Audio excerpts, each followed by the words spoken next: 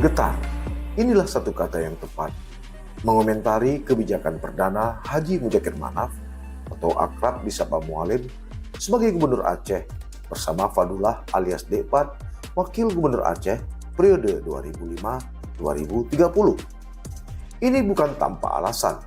Bayangkan, secara tegas, Mualim menyebut akan menghapus sistem barcode pada pengisian bahan bakar minyak bersubsidi seperti solar dan pertalite pada seluruh SPBU di Provinsi Aceh.